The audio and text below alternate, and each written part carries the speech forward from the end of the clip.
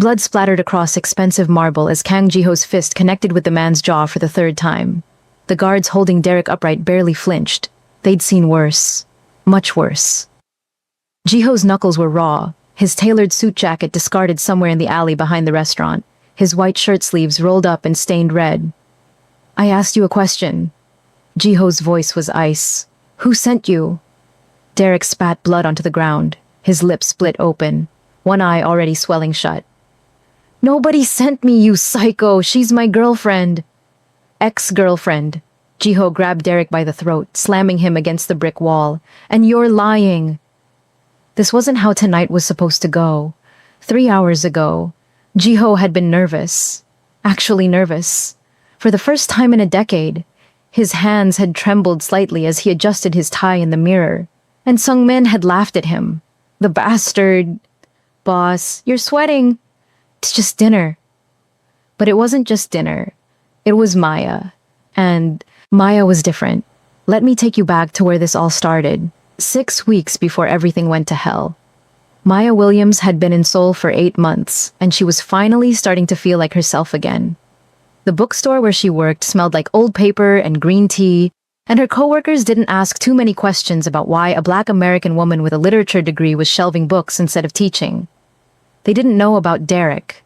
They didn't know about the nights she'd spent walking on eggshells, about how he'd check her phone while she slept, about how "I love you" had slowly transformed into "You can't leave me." But she had left. 3 weeks ago, she'd packed a single suitcase while he was at work, blocked his number, and moved to a tiny apartment on the other side of Seoul, starting over. Again. The bruise on her wrist had faded to a yellowish green. She'd told herself it was an accident, that he hadn't meant to grab her that hard when she'd tried, to leave the apartment to meet Sarah for coffee. That was the moment she knew. Not the yelling, not the constant surveillance, but that bruise, and the way he'd apologized afterward with tears in his eyes, swearing it would never happen again while simultaneously explaining why it was actually her fault for making him worry. She'd left 2 days later. "Still single?" Mrs. Kang asked in Korean, her eyes twinkling as she approached the counter with a stack of books. Maya had come to love Halmione, as she insisted on being called. The older woman visited twice a week, always impeccably dressed, always kind, always seeming to see straight through Maya's carefully constructed walls. Maya laughed, responding in careful Korean. "I just got out of something, taking time for myself." Halmione studied her with the intensity of someone who saw too much. "Good men exist, you know.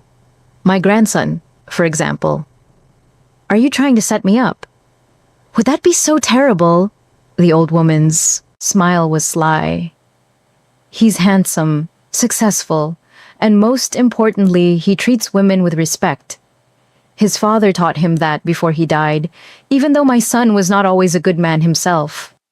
But he knew how a man should treat a woman." Maya felt something twist in her chest. Respect. Such a simple word. Such an impossible thing to find. "I'm really not looking for anything right now." "I understand, but if you change your mind?" Halmione slid a piece of paper across the counter with a phone number written in elegant script. "No pressure. Just think about it. He's lonely, that boy. Has been for so long. And I think perhaps you understand what it means to be lonely even when you're surrounded by people." The words hit closer than Maya wanted to admit. She took the paper, folding it carefully, and slipping it into her pocket. "No promises." "No promises," Halmione agreed. "Just possibilities." That night, alone in her apartment with instant ramyeon and a glass of wine, Maya stared at the number for 20 minutes. It was stupid. She didn't know this man, and she'd just escaped one relationship that had nearly destroyed her sense of self. The last thing she needed was to jump into something new. But Halmione had kind eyes, and Maya was so tired of being alone, of being afraid, of second-guessing every instinct she had. She sent a simple text. "Your grandmother is very persistent. This is Maya from the bookstore." The response came 30 seconds later. "She's unstoppable when she decides something. I'm Jaiho. I apologize in advance for whatever she told you about me." Maya smiled despite herself. She said you're handsome and successful. She left out stubborn and terrible at cooking. Deal breakers, both of them. I was afraid of that. 3 hours later, they were still texting. Maya learned that Jiho preferred tea to coffee, that he'd studied business in the States but came back to Seoul after his father died, that he had a scar on his left shoulder from a motorcycle accident when he was 19.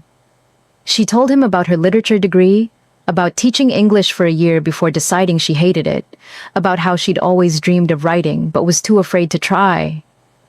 "What are you afraid of?" he asked. She stared at the question for a long time before answering. "That I'll fail. That I'll discover I'm not as good as I think I am. That everything I've sacrificed to be here will have been for nothing. And if you succeed?" I don't let myself think about that.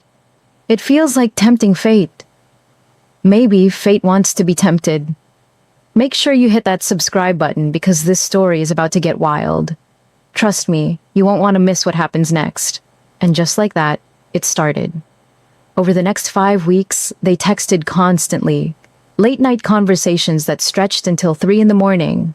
Photos of terrible instant meals they both survived on despite having money for better. Jiho asking about her day at the bookstore, genuinely interested in the customers she dealt with and the books she recommended. Maya asking vague questions about his import business that he deflected with practiced ease, though she noticed he never quite lied, just redirected. "What do you actually do?" Maya asked one night during their first phone call, her voice slightly wine-drunk and brave. His voice was deeper than she'd expected, with a slight rasp that sent shivers down her spine. There was a pause. In his office, Jiho stared at the spreadsheet in front of him, detailing protection payments from the West District, and felt the familiar weight of his double life pressing down on his chest. The numbers were clean, professional, and represented dozens of businesses paying him money so nothing bad would happen to them. It was extortion dressed up in expensive suits and polite language. Import and export. It's boring. Try me. I'd rather hear about your day. He was good at deflection. He'd had years of practice. His father had taught him young, never volunteer information, never give more than necessary, always control the narrative. My day was fine. A customer asked if we had any books about Korean gangsters, and I thought of you. Jiho's blood ran cold. Why? Because you're so secretive. I'm kidding. You're obviously not a gangster. You use proper grammar in texts, and you said please when you asked me to send that photo of the sunset from Namsan Tower. He laughed, but it sounded hollow even to his own ears. Obviously, but the comment unsettled him. He hung up 20 minutes later and sat in his office looking out over Seoul's glittering skyline. What was he doing? He'd built his life on secrets and violence and control. He'd taken over his father's empire at 25 and spent 10 years consolidating power, eliminating rivals, building an organization that ran on fear and respect in equal measure. He couldn't bring someone like Maya into this world. She was light and books and laughter. He was darkness and blood and calculated cruelty when necessary. He should end it. Send a polite text. Make an excuse. Let her move on to someone who could give her a normal life. His phone buzzed. A text from Maya. "Sorry if I made things weird with the gangster comment. You're probably just a very dedicated stapler salesman or something equally mundane. Good night, Jiho." He smiled despite himself and typed back. "Good night, Maya. Dream of staplers. The sexiest of office supplies." He didn't end it. Sarah video called at midnight Seoul time, which meant Maya's best friend was on her lunch break in New York. Maya was trying on her third dress, none of them feeling right. Too formal, too casual, too trying too hard. "So you're really meeting him? In person?" Sarah's dark eyes were concerned on the screen. "It's Valentine's Day. He asked me to dinner." Maya held up a simple black dress. "This one? Too funeral. Try the blue." And Maya? "Seriously, you still don't know what he actually does for a living?" "He's private. I respect that." "Girl," Sarah's face was serious now, Korean men with money and secrets. I'm just saying, be careful. You just got away from one controlling asshole. Don't walk right into another situation. Maya's hand went unconsciously to her wrist where the bruise had been. Jiho's not like Derek. You don't know that. You've never even met him. I know how he makes me feel. Safe. Seen. Like I matter. Derek made you feel like that too. At first. The words hit like a slap, because they were true. Derek had been charming at first, attentive, always wanting to know where she was and what she was doing, because he cared so much. It wasn't until 6 months in that caring had morphed into surveillance, that protecting had become controlling. I'm being careful, Maya said quietly. I promise. Okay, but if anything feels off, you call me. Immediately. I don't care what time it is. Care what? Here. I will. And send me his address and a photo and his full name. I want receipts. Maya smiled. You sound like you're planning a background check. I already did one. Kang Jiho, 35, CEO of Kang Enterprises. On paper, he looks legitimate. Import, export, some real estate holdings, a few restaurants. But Maya, there are gaps. Times where he just disappears from public record, and his father, Kang Jun-ho, was linked to organized crime before he died. Maya's stomach dropped. What? I'm not saying Jiho is involved in anything. I'm saying be careful, that's all. After Sarah hung up, Maya sat on her bed with the blue dress in her lap and wondered if she was making a terrible mistake. But then her phone buzzed with a text from Jiho. I'm nervous. Is that pathetic? I'm 35 years old and nervous about a date. She typed back, I've tried on 6 dresses, so if you're pathetic, so am I. I'm sure you look beautiful in all of them. How do you know? I could have terrible fashion sense. Do you? The worst, I once wore Crocs to a wedding. Now I'm even more nervous. I'll have to live up to the Crocs standard. She was smiling as she put on the blue dress. Maybe Sarah was right to worry. Maybe this was stupid and reckless, and she was ignoring red flags because she was lonely. But for the first time in months, she felt like herself again. Like Maya, not Derek's girlfriend, not a woman recovering from trauma. Just Maya who liked books and bad jokes and men who admitted to being nervous. She'd be careful. But she'd also be brave. The restaurant was more expensive than anywhere Maya had ever eaten. The hostess led her to a private room where Halmione was already waiting, and the old woman's face lit up when Maya entered. She wore a traditional hanbok in deep purple, elegant and regal. You're even more beautiful than I remembered, Halmione said warmly, pulling her into a hug that smelled like jasmine and something else. Something that reminded Maya of her own grandmother who'd passed 5 years ago. That same combination of expensive perfume and unconditional love. They talked easily while waiting. Halmione asked about her family in the States, about her studies, about why she'd come to Seoul. Maya gave the sanitized version. Wanted adventure, needed a change, got a job at the bookstore. She didn't mention Derek, didn't mention that she'd chosen Seoul because it was far enough away that he'd never think to look for her here. Didn't mention the nights she still woke up from nightmares, where he was standing over her bed, demanding to know why she'd left. And your family? Halmione asked. They must miss you. My mom does. She calls twice a week and pretends she's not worried. My dad thinks I'm being irresponsible, that I should have stayed in New York and gotten a real job. Maya smiled, though it hurt a little. They don't really understand why I needed to leave. Sometimes the people who love us can't see what we need. They only see what they fear. The wisdom in those words settled over Maya like a warm blanket. Did Jiho's father understand? What he needed? Halmione's expression shifted, became more guarded. My son was a complicated man. He loved Jiho fiercely, but he also shaped him into something necessary, something hard. When Junho died, Jiho had to become someone he perhaps didn't want to be. What do you mean? Before Halmione could answer, the door opened. Kang Jiho stepped inside and Maya's breath caught. Halmione hadn't lied about handsome. He was tall, lean, sharp-featured with dark eyes that found hers immediately and held. He wore a charcoal suit that probably cost more than Maya's monthly rent, but it was the way he moved that caught her attention. Controlled, precise, like someone used to being watched. For a moment, neither of them spoke. The 5 weeks of texts, the late night calls, the careful construction of who they wanted to be for each other, all of it crystallized into this single moment of recognition. "Sorry I'm late," Jiho said, his voice deeper in person than on the phone, that rasp even more pronounced.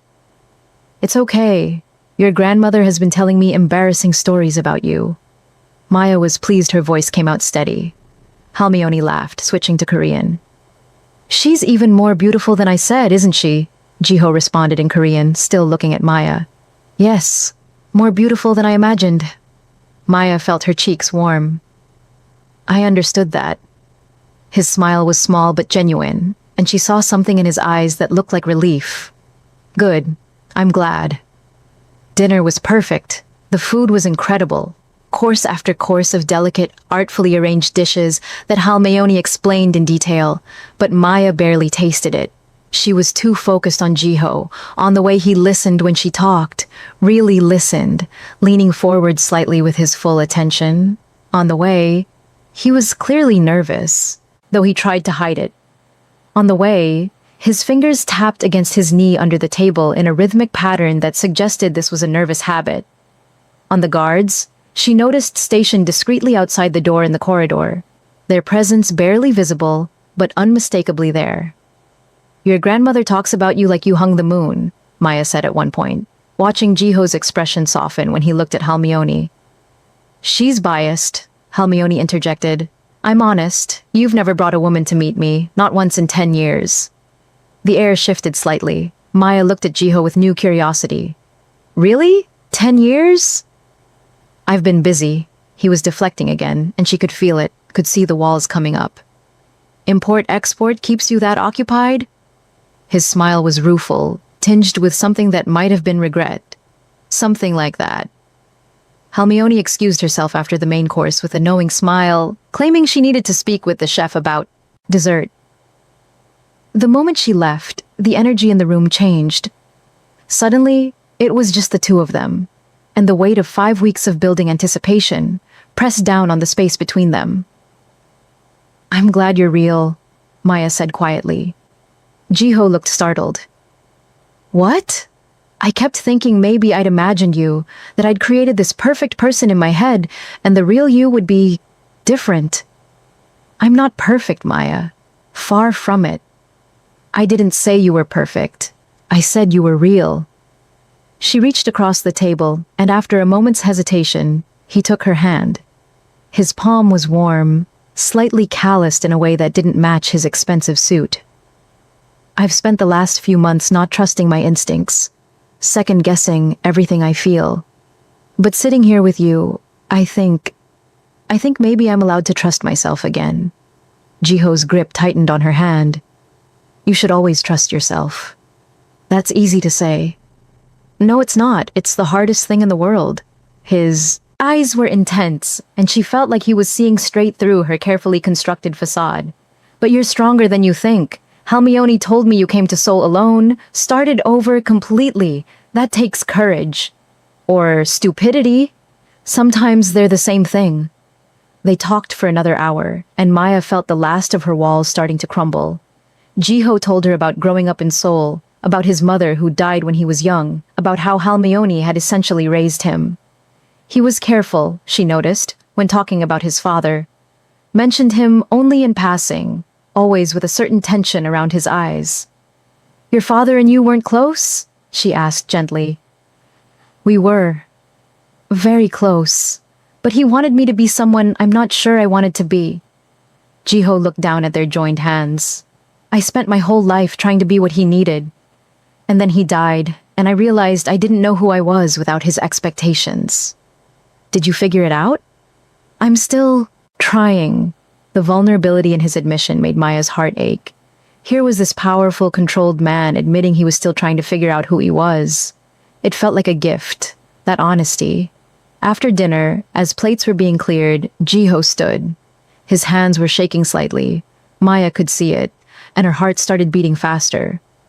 Halmione had returned at some point, settling back into her chair with a satisfied smile. The guards by the door straightened slightly, as if they knew what was coming. Maya, Jiho's voice was steady despite his hands. I know this is only our first time meeting face to face, but I've never felt about anyone the way I feel about you. You're brilliant. You're kind. You challenge me and make me laugh, usually at the same time. And when you send me photos of the sunset with terrible captions, it's the best part of my day. He pulled out a bouquet of roses. Red, classic, beautiful. And Maya felt tears prick her eyes. The romance of it, the old-fashioned gesture from this modern man, undid something in her chest. So, I'm just going to ask, even though it's probably too soon and definitely too presumptuous. He was looking at her like she was the only person in the world.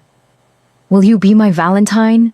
Maya's smile was so wide it hurt. She could feel Halmione glowing beside her, could see the guards grinning like they'd been in on this plan. This was it. This was the moment she said yes to something good, something real, something... Are you fucking kidding me? Everyone turned. Derek stood in the doorway, shoving past a waiter who tried to stop him.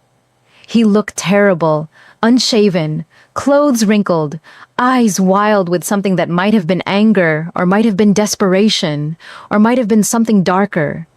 His shirt was buttoned wrong. He smelled like alcohol and sweat and obsession. Maya's entire body went cold, every muscle locking up in the way they always did when he got like this.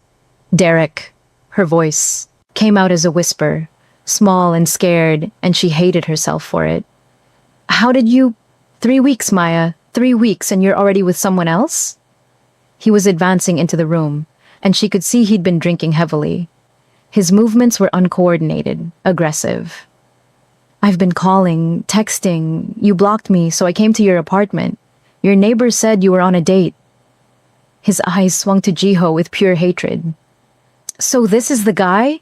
This is who you've been cheating on me with? Maya stood, her legs shaking so badly she had to grip the table for support. We broke up, Derek. You need to leave. We didn't break up. He was getting louder, more aggressive, and the guards were moving closer but waiting for some signal. You left. You left and blocked me without even talking to me. Without even giving me a chance to fix things. 2 years together, and you throw me away for what? Some pretty boy with money? Some Asian guy who probably can't even... Stop. Maya's voice was stronger now, anger burning through the fear. Just stop. But Derek was on a roll, the way he always got when he'd been drinking and felt wronged. I gave you everything. I loved you more than anyone ever will. And this is how you repay me? By running away and replacing me like I meant nothing? Jiho rose slowly. Everything about him changed. The nervous suitor vanished, replaced by something cold and dangerous that made the temperature in the room drop 10 degrees. It was like watching a mask fall away to reveal something predatory beneath. The change was so complete, so absolute, that Maya felt a spike of fear that had nothing to do with Derek. You need to leave, now. Jiho's voice was completely different. Flat. Emotionless. The voice of someone who'd said these words before and watched men fail to listen. Derek laughed, bitter and sharp. Oh, so he speaks English. Look, man, I don't know what she told you, but Maya's a liar. She's good at playing the victim, making you think she's all innocent, but... Derek, please, just go. Maya's voice was breaking. She could feel the situation spiraling, could feel the violence building in the air like electricity before a storm. You moved on fast, didn't you? Makes me wonder how long you two were talking before you left. How long you were cheating on me. Derek's face twisted into something ugly, something Maya had seen before in private moments that left her shaking. How long were you fucking him while you were still sleeping in my bed? You whore! He didn't finish the word. Jiho moved like lightning. One moment he was standing across the table. The next his hand was around Derek's throat, slamming him into the wall with enough force to crack the decorative paneling. A framed piece of calligraphy crashed to the floor. Derek's feet were barely touching the ground, his face turning red as he clawed at Jiho's grip. The violence of it was shocking, precise, the movement of someone who'd done this many times before. You will apologize to my wife. Jiho's voice was deadly quiet, and Maya heard the unspoken threat in every syllable. The room went silent. Even Derek stopped struggling, shock replacing rage on his face. Wife? You're not even... I said apologize. Jiho's grip tightened, and Derek made a choking sound. Halmayoni spoke calmly in Korean, her voice cutting through the tension like a blade. Take him outside, quietly, don't damage him where it will show. The guards moved in immediately, professional and efficient, pulling Derek away from Jiho and dragging him toward the exit. Derek was struggling, shouting, his voice getting higher and more desperate. This isn't over! Maya, you think you know this guy? You have no idea what he is! You have no idea what you've gotten yourself into! He's a fucking gangster! His father was... The door closed, cutting off Derek's voice mid-sentence. The silence that followed was deafening. Maya was shaking. Not crying, but her whole body was trembling with adrenaline and shock and something that might have been fear. She looked at Jiho, really looked at him, and saw a stranger. The man who'd sent her sweet texts about sunsets had just slammed another human being into a wall with the ease of someone who did it regularly. The man who'd admitted to being nervous had just threatened violence with empty eyes. You called me your wife, she said, her voice barely audible. Jiho turned to her, and his expression immediately softened, the dangerous man disappearing as quickly as he'd appeared. But Maya had seen it now, couldn't unsee it. Yes, I'm sorry. I shouldn't have... Who are you? The question came out sharper than she intended. Really, who are you? Halmayoni stood, moving to Maya's side. She tried to take Maya's hand, but Maya pulled away. The old woman's expression was understanding, sad.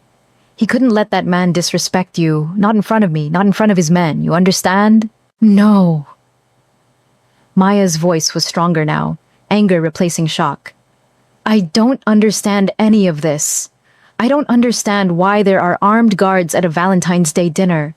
I don't understand how Jiho moved like that, like violence is second nature. I don't understand what Derek meant about his father. And I really don't understand why you just ordered them to hurt him where it won't show. The last part came out as an accusation directed at Halmayoni, and the old woman had the grace to look ashamed. Jiho took a step toward Maya, and she took a step back. Something flashed across his face. Hurt, maybe, or recognition that this was exactly what he'd feared would happen. Let me handle this first, then we'll talk. I promise you the truth. All of it. The truth, Maya laughed, and it sounded slightly hysterical even to her own ears. Which truth? The one where you're a legitimate businessman? Or the one where you're exactly what Derek said you are? Jiho flinched. Maya, just go. Deal with Derek. I'll wait here. She sat down heavily in her chair, her legs finally giving out. I'll wait for the truth. He left, and Maya was alone with Halmayoni and the ruins of what should have been a perfect evening. The roses sat on the table, mocking her with their beauty. She'd been about to say yes. Had been seconds away from choosing this man, this life, without knowing anything real about either. Halmayoni sat beside her, giving her space but staying close. Scared? Terrified. Good. Fear means you're smart. The old woman's grip was surprisingly strong when she finally took Maya's hand, and this time Maya didn't pull away. But I'll tell you this. My grandson has done many things in his life.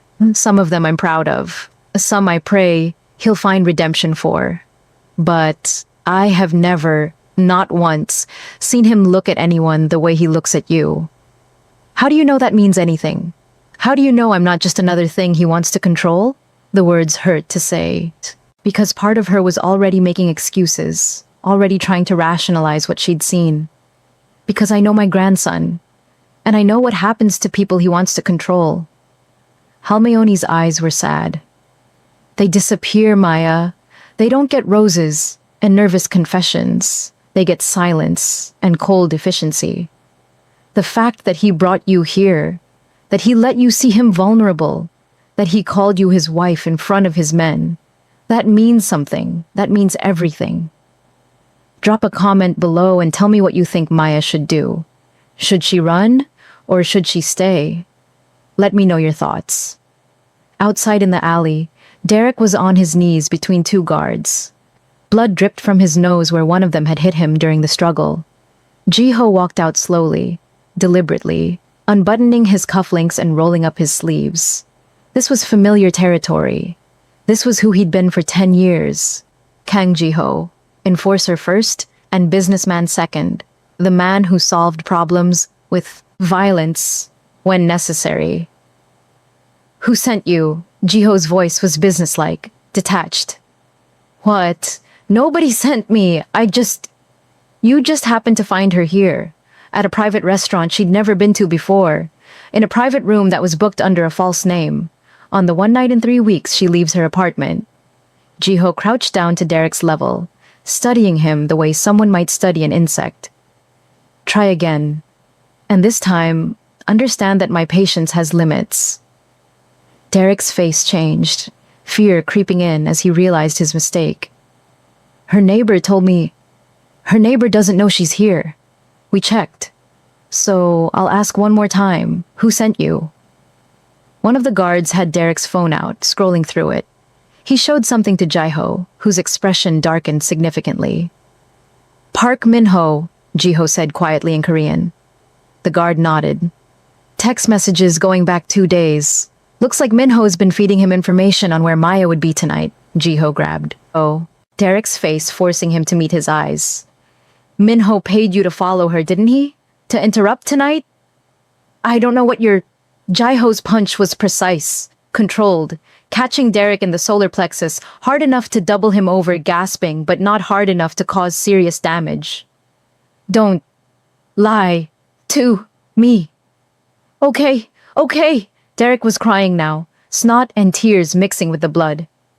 He contacted me on Facebook 3 days ago. Said he had information about Maya, that she was in trouble. He sent me money, told me where she'd be tonight. Said if I really loved her, I'd come save her from you. How much? $5,000. Jiho stood, his mind racing. Minho had been planning this, had found Derek somehow, and manipulated him perfectly. The jealous ex-boyfriend was the perfect weapon. Emotional, irrational, publicly sympathetic. If Derek had managed to make a bigger scene, if he'd recorded it, if it had gone viral, it would have been exactly the kind of embarrassment that weakened Jiho's position. Made him look vulnerable, made other rivals think he was distracted by a woman. Here's what's going to happen, Jiho said, his voice cold. You're going to leave Seoul. Tonight. You're going to go back to America, and you're going to forget Maya exists. If you contact her again, if you post about her online, if you even think about her, I won't be this merciful. Merciful? Derek laughed bitterly through his tears.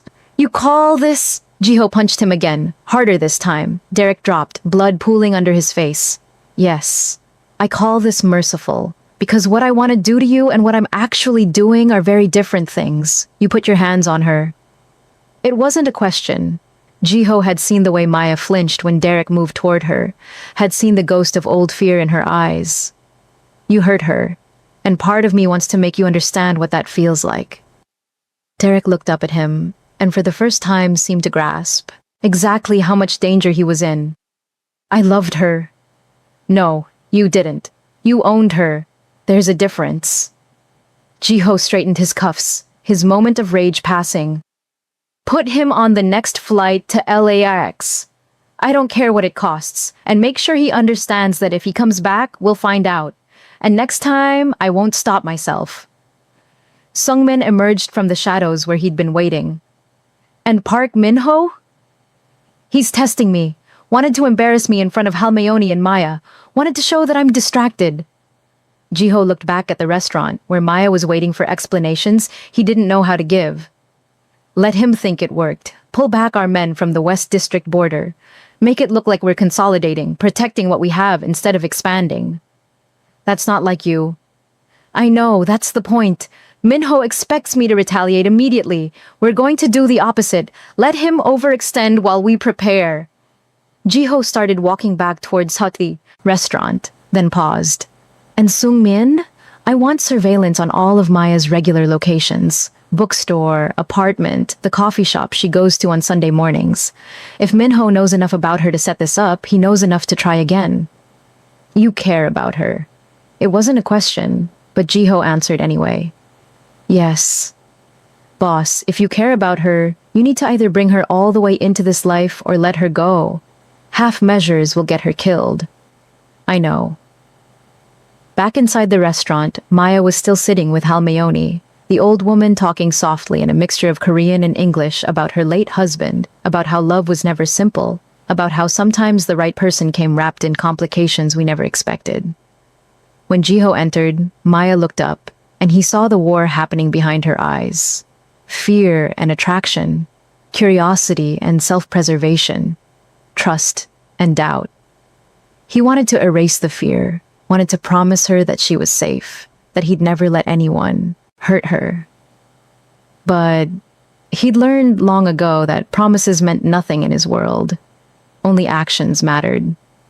He sat across from her, keeping the table between them, giving her space. Your ex is being sent back to America tonight. He won't bother you again. Did you hurt him? Maya's voice was steady, but her hands were shaking. Yes. She closed her eyes briefly. How badly? Not as badly as I wanted to, not as badly as he deserved. Jiho watched her process this. He'll be fine. Bruised ego more than anything else. And the truth? You promised me the truth. This was it. The moment where he either lost her or bound her to him irrevocably. Jiho took a breath and started talking. My family controls territory in Seoul. Shipping routes, entertainment districts, protection for businesses that need it. Some of what we do is legitimate. Real estate, restaurants, actual import-export. Some of it isn't. We collect money from people who don't want trouble. We resolve disputes that the police can't or won't handle. We move things across borders that aren't supposed to be moved. You're a gangster. Maya's voice was flat. Yes. My father was before me, and his father before him. I took over when my father was killed 5 years ago by a rival organization. I was 25 and had spent my whole life preparing for a role I never actually wanted. And Park Minho, the person Derek mentioned, is the head of a rival organization. We've been in conflict for years over territory and influence. He paid Derek to interrupt tonight because he wanted to embarrass me, to show my men that I'm distracted by a woman and therefore vulnerable. Jiho met her eyes. Which means you're in danger now. His people know who you are. They know I care about you. I'm bait. No. You're a person I care about who is now caught up in something you never asked for. The distinction mattered to him, even if it didn't to her. I should have stayed away, should have ignored Halmayoni's matchmaking and let you live your life in peace. But I was selfish. I wanted... He trailed off, not sure how to articulate what he'd wanted. Connection. Normalcy. Someone who saw him as just Jiho, not Kang Jiho the enforcer. Maya was quiet for a long time. When she spoke, her voice was small. Derek was right, wasn't he? When he said, I don't know what I've gotten myself into. Yes. Are you going to let me leave? If I walk out right now, will you stop me? The question hung in the air. Halmayoni was watching him, her expression neutral but her eyes sharp. The guards outside had orders to protect Maya, but Jiho hadn't specified from what. If she tried to leave and he stopped her, he'd become exactly what Derek had been, someone who controlled her choices through force. No, Jiho said finally. I won't stop you. If you want to leave, you can leave. I'll make sure you get home safely. And I'll make sure Minho's people don't come near you, but I won't force you to stay. Even though that makes me more vulnerable? If I leave without your protection? Even then, because forcing you to stay for your own safety makes me your jailer. Not your... He couldn't finish. Boyfriend seemed too trivial. Partner, too presumptuous. He had no words for what he wanted them to be. Maya stood, and Jiho's heart sank. This was it. She was leaving. He'd known it would happen, had prepared himself for it, but the reality still cut deeper than he'd expected. But she didn't walk toward the door. She walked around the table and stopped in front of him, close enough that he could smell her perfume, something light and citrusy that didn't match the heavy moment. "I left Derek because he was controlling," she said quietly. "Because he couldn't let me make my own choices. Because I felt suffocated every single day. Because he made me feel small and scared and like I couldn't trust my own judgment." "I know. So here's what I need from you. I need complete and honesty. No more vague answers about import-export. No more deflection. If I ask you something, you tell me the truth, even if you think it will scare me off. Okay? And I need you to never, ever make decisions for me. Not about my safety. Not about what I should know. Not about anything. We talk. We decide together. I'm not someone you protect like a helpless thing. I'm someone who chooses to be here, and there's a difference." Jiho stood, and they were inches apart. "Yes, there is. And if this gets too dangerous, if I decide I can't handle your world, you let me go. No guilt trips, no making me feel responsible for your happiness. Clean break. I promise." Then she took a shaky breath. "Then my answer is yes. I'll be your Valentine, and your partner, and whatever else this becomes. But on my terms, Jiho. Always on my terms." He wanted to kiss her, wanted to pull her close and promise that everything would be fine. But he just promised honesty, and the truth was that everything might not be fine. So instead, he took her hand, threading his fingers through hers. "Partners," he said. "Partners." Halmayoni, who'd been quietly watching this entire exchange, stood with a satisfied smile. "Good. Now, that's settled. Let's have dessert. Maya, dear, you've barely eaten anything, and the chef made your favorite, red bean pastries." "How did you know my favorite?" Maya asked, startled. Halmayoni's smile was mysterious. "I pay attention." The rest of the evening passed in a strange sort of normalcy. They ate dessert. Halmayoni told embarrassing stories about Jiho as a child, his fear of dogs until he was 12, his terrible poetry phase at 14, the time he tried to run away from home and made it 3 blocks before getting lost. Jiho protested weakly, but let his grandmother talk, and Maya watched the interplay between them with growing affection. This was the man who'd sent her sweet texts. This was the man who admitted to being nervous. The violence was real, but so was this. The question was whether she could reconcile the two. When Jiho's driver took them back to Maya's apartment, Sungmin was in the front seat, professional and silent. Maya noticed the way Jiho's men watched them. The way they nodded was something that looked like respect when they saw her and Jiho holding hands in the back seat. "They approve," Jiho said quietly. "Of me? Of the fact that I'm happy. Some of them have been with me since I took over. They've watched me become colder, more focused on business and less on everything else. Seeing me smile again, it matters to them." "No pressure," Maya said wryly. He smiled. "No pressure." At her apartment building, Jiho walked her to her door. The hallway was narrow and slightly shabby, completely unlike the expensive restaurant they'd just left. Maya was suddenly self-conscious about her tiny studio, her second-hand furniture, the gap between their worlds made visible in peeling wallpaper and flickering fluorescent lights. "I'll have someone watching the building," Jiho said. "You won't see them, but they'll be there." Maya wanted to protest, but she'd promised to let him be honest about the dangers. "Okay.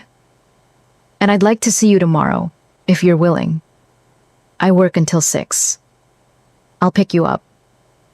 They stood in awkward silence, and Maya was suddenly aware of how the evening should have ended versus how it actually had. There should have been a kiss, sweet and tentative, full of promise. Instead, there was the weight of secrets revealed and dangers acknowledged. "I'm glad you said yes," Jiho said finally, "even after everything." "I'm glad I said yes too. I think." She smiled to show she was partly joking. He left, and Maya went inside, locking the door and leaning against it. Her hands were still shaking. She looked at her phone.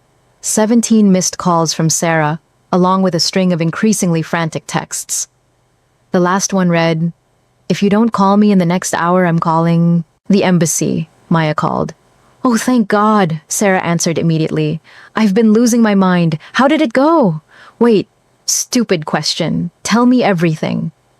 Maya sank onto her bed and told her. Everything. The perfect dinner, Derek's interruption, the violence, the truth about Jiho's organization, the conversation afterward, her decision to stay. Sarah was silent for a long moment after Maya finished. You're staying with the gangster. He's more than that. I'm sure he is, but Maya, he's also definitely that.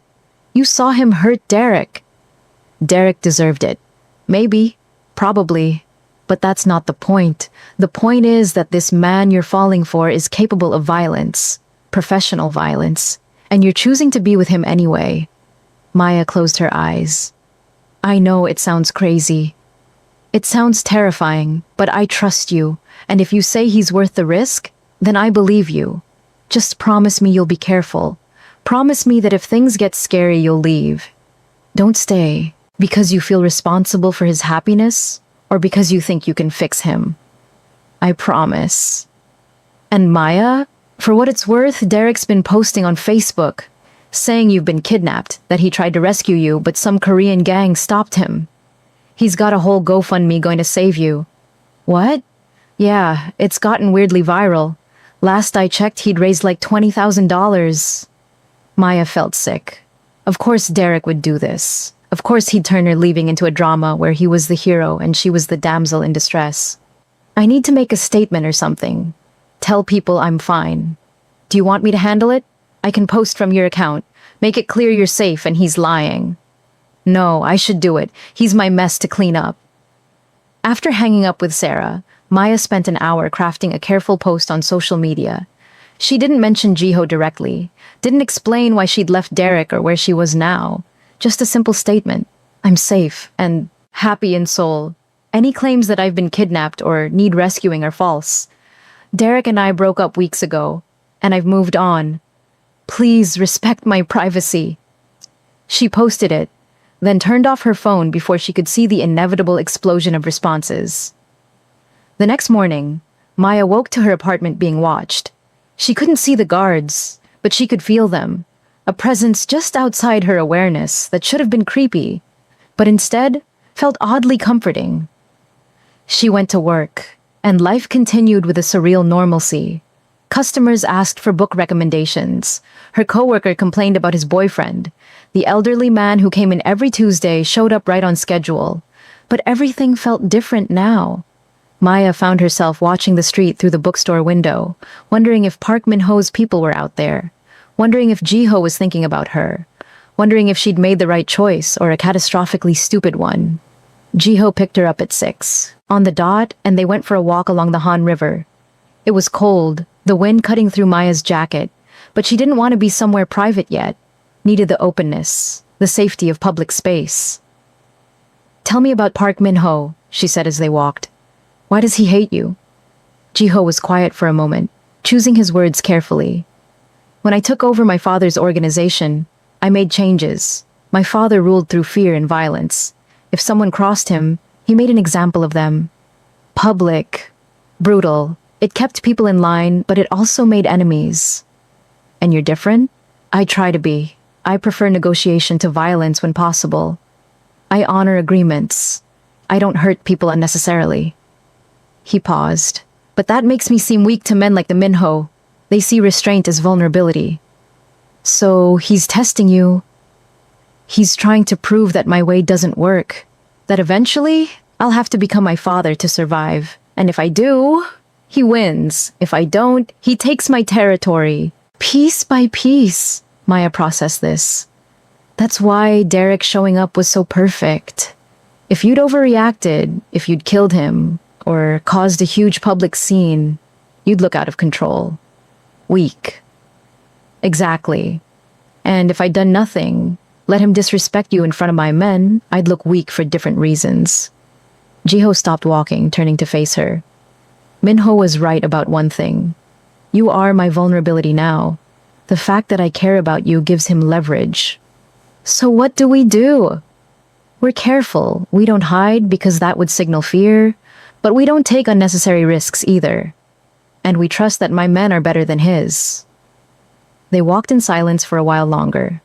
Maya wanted to ask more questions about how many people Jiho had hurt, about whether he'd ever killed anyone, about what exactly his organization did that was illegal. But she could see the weight of the conversation on him, could see that he was trying to be honest while also not destroying whatever image of him she still held. "Tell me something good," she said finally. "Something that has nothing to do with territories, or rivals, or violence." Jiho smiled, and it transformed his face. "When I was 8, Halmeoni took me to a bookstore in Insadong. It was raining, and we were killing time before meeting my father.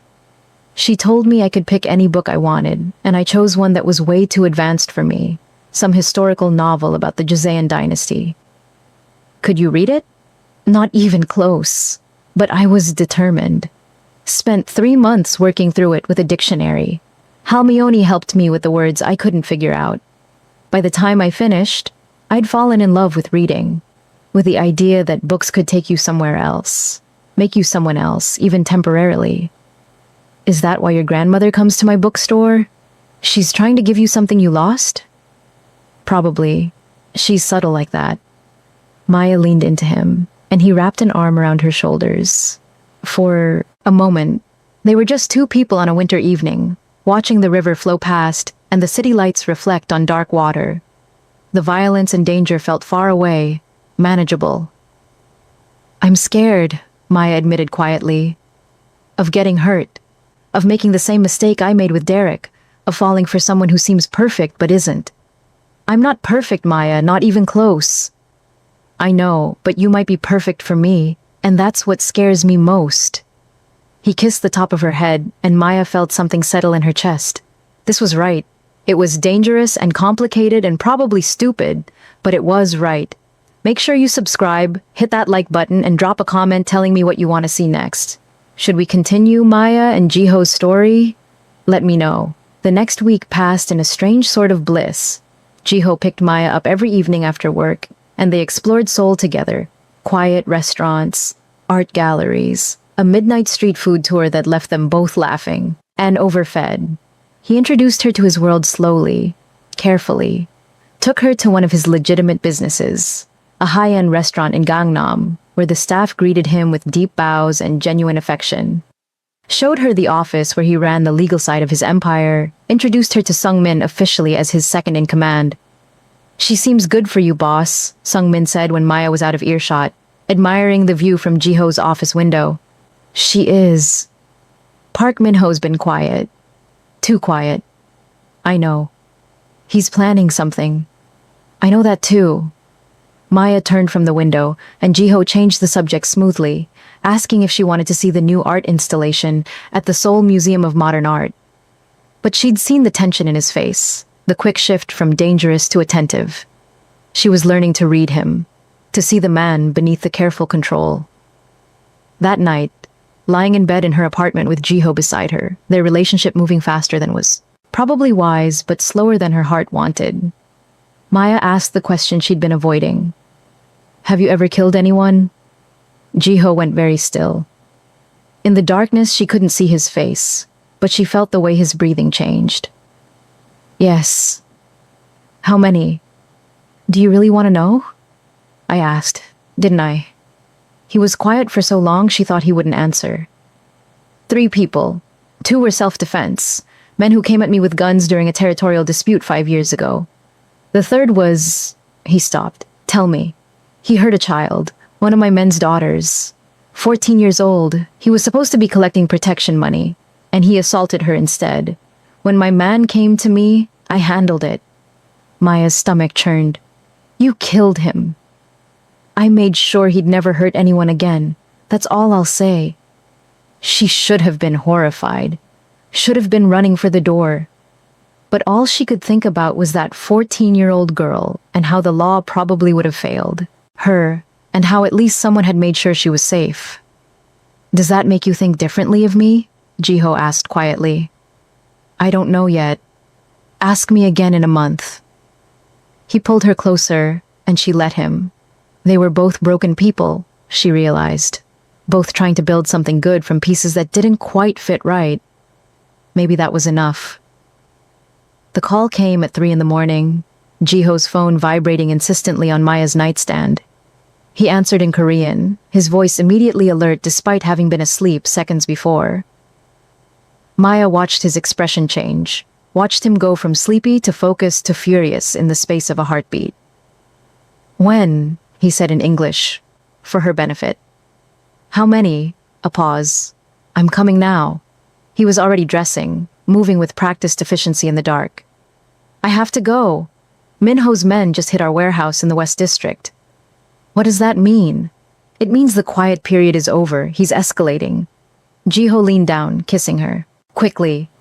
"Stay here. Keep the door locked. Don't open it for anyone except me or Sungmin." "Jiho, I'll call you as soon as I can." And then he was gone, the apartment feeling suddenly too empty, too quiet. Maya couldn't sleep after that.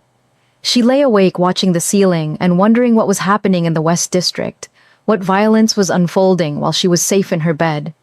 She thought about that 14-year-old girl, about all the people who existed in the spaces between law and chaos, about whether loving someone like Jiho made her complicit in the violence he committed. Her phone buzzed at 5 a.m. A text from Jiho. "I'm okay. Lost some product, but no one was hurt.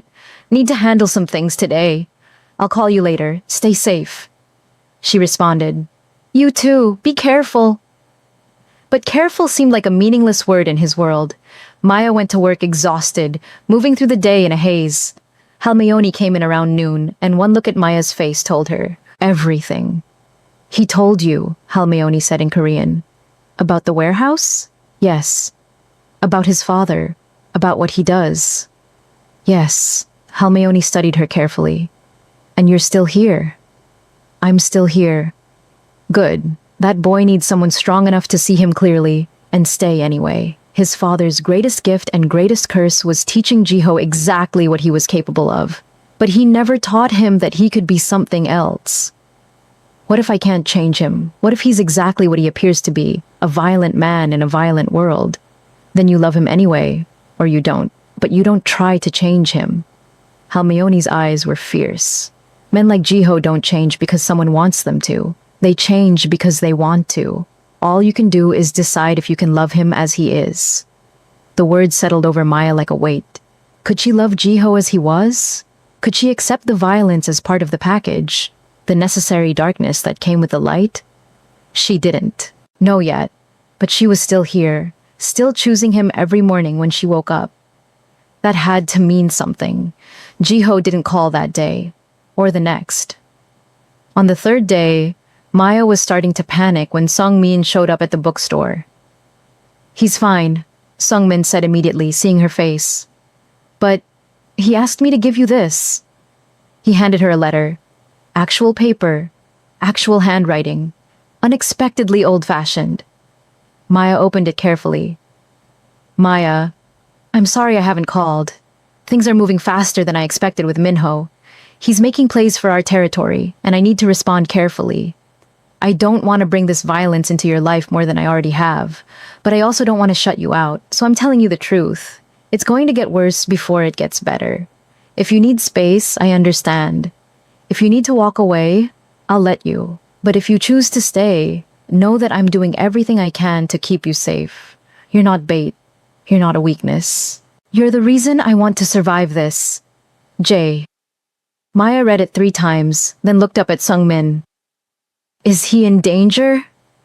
"We're all in danger. That's the job." Sungmin's expression was neutral, but she saw the concern underneath. "But boss is smart. Smarter than Minho. He'll win this." "And if he doesn't, then you'll be protected regardless. Boss made sure of that. You're under our protection whether he survives or not." The casualness with which Sungmin discussed Jiho's potential death made Maya's stomach turn. "I need to see him." "That's not a good idea right now." "I don't care. Where is he?" Sungmin studied her for a long moment, then seemed to come to a decision. "He's at a meeting, neutral ground, settling things with Minho. It should be safe, but take me there. Miss Williams, Maya, and I'm not asking." Something that might have been respect flickered across Sungmin's face. "Okay, but you stay in the car. You don't get out. You don't intervene, you just watch. Agreed? Agreed. The meeting was in an abandoned factory in the industrial district, the same area where they'd had their walk along the river a week ago. It felt like a lifetime had passed since then. Sungmin parked 2 blocks away with a clear sight line to the factory entrance. "They're inside," he said. "Boss, Minho, they're top people, working out terms." "What kind of terms?" "Territory splits, mostly. Minho wants the West District. Boss is willing to give up some of it to avoid more violence." That doesn't sound like winning. Depends on how you define winning. Sometimes survival is victory enough. They waited. Maya watched men come and go from the factory, all of them armed, all of them moving with the careful awareness of people used to violence. This was Jiho's world, not fancy restaurants and sweet texts, but this, armed negotiations in abandoned factories, the constant threat of betrayal and death. Then she saw him, Jiho, emerging from the factory with 2 men flanking him. Even from a distance, she could see the tension in his shoulders, the controlled way he moved. He was scanning the area automatically, looking for threats, and his eyes passed right over their car without recognition. "He doesn't know we're here," Maya said. "He's focused. That's good. Means the meeting went okay." But something felt wrong. Maya couldn't articulate it, just a sick feeling in her stomach that had nothing to do with nerves. She watched as Jiho's men got into their car, watched as Jiho himself opened the back door and, "Get down!" Sungmin shouted, pushing Maya's head below the dashboard. Gunfire erupted, the distinctive crack of automatic weapons, the sound of glass shattering, men shouting. Maya's ears were ringing, her heart hammering so hard she thought she might pass out. Sungmin was on his phone, barking orders in rapid Korean, and she could hear more gunfire, closer now. "Stay down," he ordered. Then he was out of the car, gun drawn, moving toward the chaos. Maya couldn't breathe, couldn't think. All she could hear was gunfire, and all she could think was that Jiho was in the middle of it. The man she'd chosen, the man she was falling in love with despite every rational objection, might be dying while she cowered in a car 2 blocks away. She lifted her head slightly, peering over the dashboard. Through the smoke and chaos, she saw bodies on the ground, saw men in suits returning fire from behind cars. Saw Jiho, standing, alive, his suit jacket torn, blood on his face, but standing. He was directing his men with quick gestures, moving with deadly efficiency. This wasn't the nervous man who'd asked her to be his Valentine. This wasn't even the cold enforcer who'd slammed Derek against a wall. This was something else entirely. A man completely in his element, comfortable with violence in a way that should have terrified her. It did terrify her, but she couldn't look away. The gunfire stopped, as suddenly as it had started. Minho's men were retreating, leaving bodies behind. Jiho was checking his people, and Maya saw him kneel beside someone who wasn't moving. Saw the way his shoulders sagged slightly, the only crack in his composure. Sungmin was running back to the car. "We need to go, now." He's fine, but we need to move before the police arrive." They drove in silence, taking side streets and moving fast. Maya's hands wouldn't stop shaking. "Who was he kneeling by?" "One of our men, Kim Jae-sung. He's dead." The words landed like a physical blow. Someone had died. Not an abstract concept, not a news story, but an actual person who'd been alive an hour ago and now wasn't. Because of territory disputes and masculine pride and violence that perpetuated itself endlessly. "This is my fault," Maya whispered. "No. This is Minho's fault, and it's the fault of a system that's been in place long before you arrived." Sungmin's voice was surprisingly gentle. "But if you're looking for a reason to leave, Miss Williams, this would be a good one. Boss would understand. He might even be relieved." Would he? Maya didn't know anymore. She didn't know anything except that she was in way over her head and sinking fast. Her phone rang. Jiho. "Maya," his voice was rough, exhausted. "Sungmin told me he took you there. I'm sorry you had to see that." "Are you okay?" "I'm fine, couple of cuts, nothing serious, but we lost Jae-sung." "I'm so sorry." Silence on the line. Then, "I need to handle some things. Make sure his family is taken care of, manage the police situation. Can I see you tomorrow? Yes, of course. Whatever you need. What I need is you, but I'll settle for tomorrow. A pause. Maya? If you want to end this, I'll understand. I know this is more than you signed up for. She thought about it. Really thought about it. About the gunfire and the blood and the violence. About Kim Jae-sung, who died defending territory that probably didn't matter. About Jae-ho kneeling beside his body and the weight of command that meant sending people into danger. I'll see you tomorrow, she said firmly. We'll talk then. Because she needed to see him in person. Needed to look in his eyes and decide if this was survivable, or if she was just being stubborn, mistaking adrenaline for love. But she didn't end it. Not yet. And that decision felt as significant as saying yes to being his Valentine had been. Maybe more so. The next evening, Ji-ho came to her apartment looking exhausted. He had a cut above his left eyebrow that had been stitched, and his movements were careful in a way that suggested bruised ribs. Maya let him in without a word, and made him sit while she brewed tea. You were there yesterday, Ji-ho said quietly. You saw it. Yes. I'm sorry. Stop apologizing. Maya handed him tea and sat across from him, needing the distance. Just tell me what happened. All of it. So he did. The meeting had been going well, terms nearly settled, when Min-ho's men had opened fire without warning. A betrayal of neutral ground, of the rules that supposedly governed their world. 3 of Min-ho's men were dead, along with Kim Jae-sung. The police were investigating but wouldn't find anything. Both organizations were too good at disappearing evidence. What happens now? Maya asked. Now it's war. Real war, not this careful dance we've been doing.